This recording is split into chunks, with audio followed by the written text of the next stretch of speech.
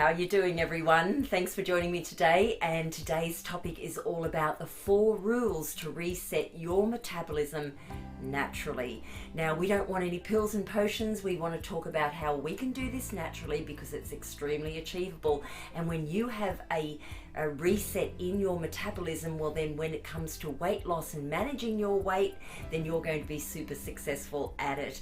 And then of course out comes your confidence. So I'm Louise Skeen and I am the CEO of the Slender program, which is my online program being released next week, and I'm super excited about it. It's taken years to put together, and I know that, you know, from the research and the trials that I've had with many women, the success has been absolutely amazing.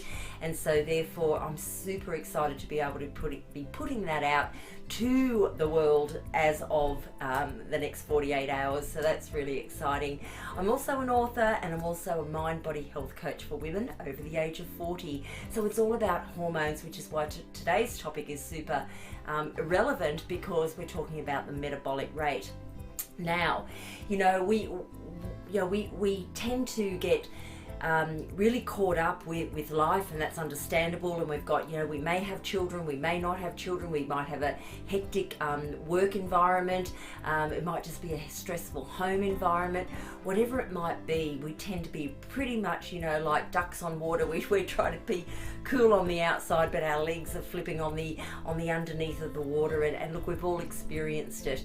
But when it comes to our metabolism and having total control of that metabolism, it's really understanding that there are just a few little tactics that you can make in order to make successful change in your life. And look, here in Australia, where I'm at, we're only 6 weeks away from spring. For goodness sake, 6 weeks away. And I know with that, what we here in Australia want to do is we want to be able to, you know, shed all those heavy clothes and those thick heavy foods that we've been eating, and start to eat lighter and dress lighter. And so therefore we want to feel confident in that skin we're in. So today's topic is going to be super important again, so that you've got that time frame to make the change that you're looking for. But too often again we get so caught up and we get so unwell through winter, and it's not because we're you know, susceptible to getting flus and colds and things like that, but it's purely because we've possibly let our guard down, and we're having far more sugars, we're drinking less water, we're less active, and you know, those things all in unison make us basically unwell, and then more susceptible to catching any of the viruses and bugs that are around. So we want to shed all that now, put it aside, and understand that now's the time, whether you're in Australia here or New Zealand that's going to be going into spring and then summer, or whether you're coming out of your summer and going to be going into autumn and winter. Doesn't matter really what season it is. It's all about making sure that you can be and want to be as healthy as you possibly can, because there's nothing more, you know, low feeling and depressing than to feel unwell all the time. So let's get into this and talk about these four ways that you can actually reset your metabolic rate. And the first one is that I'm a really big believer that, you know, there's so many diets and things out there today, but what we really want to make sure that we do is we eat 3 good meals a day. And when I say good, I mean wholesome nutrition meals every single day. But I know here in Australia, snacking can be quite a big thing, in the sense that we have morning tea and afternoon tea. Then once we've cleaned up from dinner, we can snack as well. It's really getting into that habit of eating way too much than what we need, because what's happening every time that we eat, we actually elevate our blood sugar levels, and what that does is it spikes our insulin, and when our insulin is spiked, it actually stores body fat. So it's actually depleting what we want to do. And I know that there are some crazy diets out there that are telling you to, you know, constantly be counting calories. I mean, that's been going on for 40 years, to count calories. It's so outdated. So, you know, counting calories or counting fats, or, you know, spiking all these different things of 6 small meals a day or 8 small meals a day. We don't need to do that. We just need to have 3 really good meals a day. And then you've heard about fasting. Fasting, yes, absolutely, but we're not talking about fasting from 6 a.m. on Monday to 8 p.m. on Thursday afternoon. That's starvation, and that's so unnecessary. When we talk about fasting, and you hear a lot of fasting out there, what we're actually talking about is finish your meal, say at 6:30 or 7 p.m. at night on the Monday, for example, and then you don't eat till 6:30 or 7 a.m. the next morning. So you've had 12 good solid hours of not putting any food in your body, and therefore it's a reset for your metabolic rate. Now, this is what we need to understand, because you hear a lot of stuff out there, but there's no real explanation as to what it means. So here right now, this is number one, is to look at your 3 meals a day only, and then don't eat after that last meal and go into that natural fasting. Definitely drink your waters or your natural herbal teas, something like that, but please don't go into masses of food again late at night, particularly if you can help it, because again it's spiking that insulin level that we spoke about, storing excess body fat, and it's just depleting the entire purpose of what you're trying to achieve. Okay, so that's number one. Number two is your thyroid. Now, have you got an overactive thyroid, underactive thyroid, or a balanced thyroid? Well, I can't answer that, only you will know. So if you're losing weight too quickly or you're gaining weight too quickly, you may want to get your thyroid checked, okay? If you've got mood swings and lots of hormonal, emotional issues around it, just go and see your GP and get it checked out and just see where your thyroid levels are at. But what we want to do is we just want to make sure that, again, that we can balance our thyroid by eating good carbohydrates. It's such a natural thing that you can do. So look at things like beans. Beans are a really good thing to do.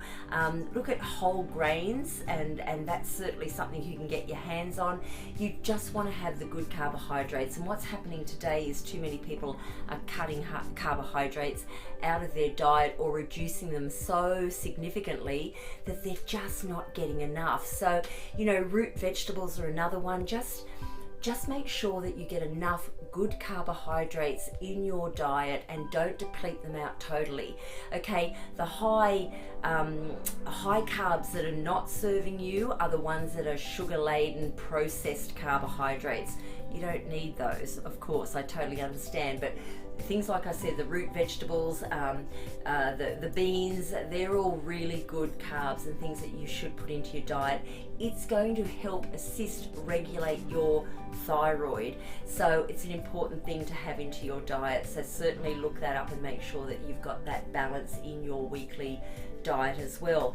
The other thing is water. Now, I'm a preacher of water. I've got to be honest with you, all my years in the fitness world, when I was in my teens and 20s, I didn't understand the water thing. I would only drink water when I had a workout, and I pretty much didn't drink water for the rest of the day. Now, I hope I haven't done too much damage to my body by not having enough water, but our bodies are made up of water. Our brains sit in water. We need lots of water. So you need 2 to 3 litres of water every single day, and definitely 3 litres if you're extremely active. So bear that in mind to drink water. Now, you might say, I can't stand water. It's boring and I just don't get the taste for it. I get it, because that's probably one of the reasons in my teens and 20s that I didn't drink water. But what you can do little hacks. One of the things I tell all my ladies on my program, the Slender Boss program, is to definitely have lemon juice squeezed in water first thing of the morning, so it can regulate your metabolic rate. Now, it's a good one, but you might get a little bit tired of that. So another thing that I absolutely love my essential oils, and I'm with a company that is probably the only one in the world that I know of that is 100% authentic oil that comes direct from the plant or the seed, and it's got no fillers and hormones in it, but I'm not here to promote that. But you can certainly find oils that are going to be like citrus based ones. You can get a 100% orange, you can get a 100% lime. These things are tangy and beautiful and refreshing, and you can pop them in your water and they're going to make a difference. Now, if you can't get your hands on essential oils, you might want to try freezing some berries or some fruit, some cucumber and with some mint. Anything like that is beautiful, whether it doesn't matter what season it is. Pop it in some water and just sip on it through the day, and you'll really, it'll be kind to your body, it'll be kind to your metabolic rate. The other thing is, you might want to also, if you're a really active person, is pop a little bit of salt into your water, some sea salt into your water, because of the electrolytes, and we lose electrolytes naturally as well if we're active. So yet again, be aware of that. It's good to drink water, but if you're extremely active, pop a little bit, just a pinch of salt in, and that's going to make a difference as well. Okay, the other thing, number 4, we're up to number 4. So number 1 was 3 meals a day, and then check on your fasting that you can do from, a 12-hour fast from when you finish eating. Super, super great for your metabolic rate. Number 2 was your thyroid, and that you can eat foods to actually stimulate and regulate your thyroids. And number 3 that we spoke about was the water just then. And now number 4 that I'd like to talk to you about is muscle mass. Now, if you exercise, through cardiovascular, which is great, very important for your heart and lungs and for longevity, the other thing we need to do is build muscle mass, because as we're aging, and certainly from the age of 40 on, which is my age group of ladies that I target in my business, this is where we naturally lose a percentage of our muscle mass every single year. So you might notice people in their 70s or 80s and they get smaller, they shrink, their bones shrink as well, but their muscle mass, they get leaner because again they've lost so much and there's more skin hanging. We don't want that. The more muscle mass that you've got, the more it spikes your metabolic rate to burn body fat. So if you're trying to lose weight, if you're trying to be the best version of yourself, it's super important that you do some strength training, whether that's lift weights or lift your own or use your own body weight. So it's simple things that you can do, and you can find them on my website, louiseskeen.com.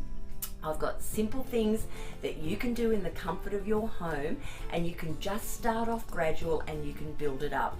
But what happens is, the more you build muscle mass, the more it burns energy. And where do you get your energy? You get it from food. So the more food that you put in, the more it's going to burn the food you put in if you've got the muscle mass there to burn it. So I hope that makes sense. And of course, if you're putting too much in and you're not burning it, it's going to store it and turn into body fat. So it's a simple equation of what to do. So they're the 4 things if you want to raise your metabolic rate naturally. Don't worry about pills and potions and strategies that people try to sell you out there. It's just a money-making device for them. With just some good information, which I've given you here today, you can really look after your health. You can be the best version of yourself. You can be a Slender Boss woman. So I only wish the best for you, and please look up the program, because I know after years of research, I'm super proud of it, and I know, and I've seen it work for so many women. It's all about being confident in the skin that you're in, and I think that's one of the key things. So thank you for joining me again for this episode. I hope you got some really good value out of that. And look, I want to thank you. I want to take this opportunity to thank the ladies, the many ladies that are writing to me and giving me lots of praise and thanking me for my episodes, and I'm very grateful for all of that. But I also thank you if you've got any tips or things that you want me to talk about, you want some information on it and then I can share with everybody, definitely drop me a line, and I'd love to be able to give you that information that you've been looking for as well. So I'll look forward to catching up with you again on my next episode, and you take care of yourself, and I'll see you soon. Bye for now. Thanks for watching. I hope you subscribe to my channel and follow me on social media plugged in on your screen right now. Thank you, and stay healthy, stay happy.